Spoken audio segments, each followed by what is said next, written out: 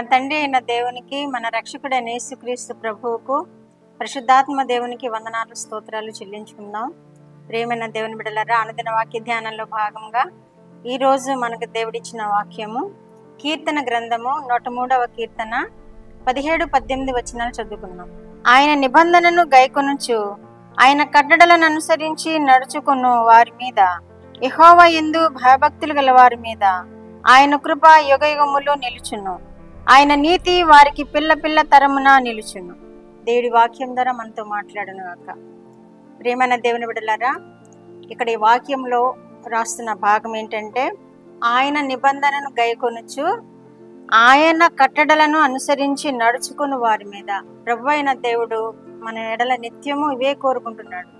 ఇంకా యెహోవా యందు భయభక్తులు గల వారి మీద ఆయన కృప యుగయుగములు నిలుచును. ఆయన నిబంధనను గైకొనుచు ఆయన కట్టడలను అనుసరించి నడుచుకుని వారి మీద ఆయన కృప యుగయుగములు నిలుచును అని ఇక్కడ దేవుడు వాక్యం ఇస్తున్నాడు మనకి. అయితే మనం ఏం చేయాలి? ఆయన యందు భయభక్తులు కలిగి ఉండాలి. మనము భక్తి చేస్తున్నాం కానీ భయము కలిగి ఉంటున్నామా లేదా అని ఒకసారి మనం జ్ఞాపకం చేసుకోవాలి. మన భక్తిని, మన భయాన్ని ఒకసారి పరిశీలన చేసుకున్నప్పుడు దేవుని యందు భయము భక్తి కలిగి ఉంటున్నామా, లేక భయము లేకుండా భక్తి ఒక్కటే చేస్తున్నామా అని మనం ఆలోచన చేసుకుంటూ, ఆయన నిబంధనలను అనుసరిస్తున్నామా లేదా అని ఆలోచన చేసుకుంటూ, ఆయన కట్టడలను అనుసరిస్తున్నామా లేదా అని ఆలోచన చేసుకుంటూ మనం భక్తి చేయాలి. దేవుని యందు భయము భక్తి కలిగి ఉండాలి. అది ఎలా వస్తుంది మనకి అంటే, ఆయన నిబంధనను గైకొన్నప్పుడు, ఆయన కట్టడలను అనుసరించినప్పుడు మనకు భయము భక్తి వస్తుంది. అప్పుడు దేవుడు మనకేమిస్తానంటున్నాడు? యుగయుగములు నా కృప వారి మీద నిలిచియుండును అంటున్నాడు. మనము భయభక్తులు కలిగి ఉండినప్పుడు, మనము ఆయన కట్టడలను అనుసరిస్తూ ఆయన నిబంధనలు అనుసరిస్తూ జీవించినప్పుడు మన ఎడల ఆయన కృప నిరంతరము నిలిచియుండును, యుగయుగములు నిలిచియుండును అని చెప్తున్నారు. మనము బైబిల్ గ్రంథంలో దేవుని యందు భయభక్తులు గల వారిని చూస్తున్నాము. ఎవరు అంటే దావీదు మహారాజు. దావీదు మహారాజు ఆయన యందు భయము భక్తి కలిగి జీవించిన వ్యక్తిగా మనం చూస్తున్నాం. కనుక దేవుడు దావీదు మహారాజుకి ఇచ్చిన ఆశీర్వాదం ఏంటంటే, 2వ సమూయేలు గ్రంథము 7వ అధ్యాయము 16వ వచనంలో ఈ విధంగా రాయబడింది: నీ మట్టుకు నీ సంతానమును నీ రాజ్యమును నిత్యము స్థిరపరతును, నీ సింహాసనము నిత్యము స్థిరపరచబడును.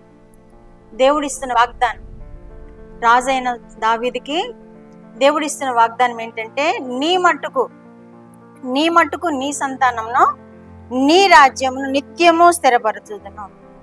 నీ రాజ్యాన్ని నీ సంతానానికి నిత్యము స్థిరపరుస్తాను అంటున్నాడు. ఇంకా నీ సింహాసనమును నిత్యము స్థిరపరచబడును, నీ సింహాసనము నిత్యము స్థిరపరచబడును అని వాగ్దానం చేస్తున్నాడు. ఎందుకని? దావీదు మహారాజు యెహోవా యందు భయభక్తులు కలిగి ఉన్నాడు, ఆయన కట్టడలను అనుసరిస్తూ ఉన్నాడు, ఆయన నిబంధనను అనుసరిస్తూ ఉన్నాడు. కాబట్టి దావీదు మహారాజుకి దేవుడిస్తున్న వాగ్దానం ఏంటంటే, నీ మట్టుకు నీ సంతానమును నీ రాజ్యమును స్థిరపరుతును, నిత్యము నీ రాజ్యము నీ సంతానమునకు స్థిరపరుస్తాను అని వాగ్దానం చేస్తున్నాడు. ఆయన తరతరములు ఉండేటట్లు అనమాట. ఈ భూమి అంతము వరకు దావీదు మహారాజు యొక్క సంతానము ఏలుబడి చేస్తుంది. ఇప్పుడు మన రక్షకుడైన యేసుక్రీస్తు ప్రభువారు ఆయన సంతానం నుండి వచ్చారు కనుక భూమి అంతం వరకు యేసుక్రీస్తు ప్రభువారి అధికారము భూమి మీద ఉంటుంది. ఈ రాజ్యములన్నీ ఆయన కనుసన్నలోనే నడుస్తున్నాయి. అందుకే నీ రాజ్యమును నిత్యము తరతరములు స్థిరపరుస్తాను అంటున్నాడు. నీ సంతానమున కొరకు నిత్యము తరతరములు స్థిరపరుస్తాను అంటున్నాడు. కాబట్టి దావీదు మహారాజు భయభక్తులు కలిగి ఉన్నట్లుగా, దావీదు మహారాజు దేవుని కట్టడలను అనుసరించినట్లుగా మనము కూడా ఆయన కట్టడలను అనుసరిస్తూ ఆయన యందు భయభక్తులు కలిగి జీవించినప్పుడు మన సంతానాన్ని కూడా దేవుడు ఆ విధంగా ఆశీర్వదిస్తాడు. నిత్యము ఆయన తరతరములకు ఆశీర్వదిస్తానంటున్నాడు. దావీదు మహారాజు ప్రార్థన చేస్తున్నాడు. ఏమని అంటే, నా కుటుంబము నిత్యము నీ సన్నిధి నుండినట్లుగా దానిని ఆశీర్వదించుము. ప్రతి కుటుంబ యజమాని ఈ విధమైన ప్రార్థన చేయాలి. ఎందుకని? నా కుటుంబము నిత్యము నీ సన్నిధి నుండినట్లుగా స్థిరపరచుము అంటున్నాడు, ఆశీర్వదించుము అంటున్నాడు. ఆయన సంతానాన్ని ఆయన జ్ఞాపకం చేసుకుంటూ, నా కుటుంబము నిత్యము నీ సన్నిధిలో ఉండునట్లుగా ఆశీర్వదించుము అంటున్నాడు. మనము కూడా ఆ ప్రార్థన చేయాలి. ప్రతి కుటుంబ యజమాని ఆ ప్రార్థన చేయాలి.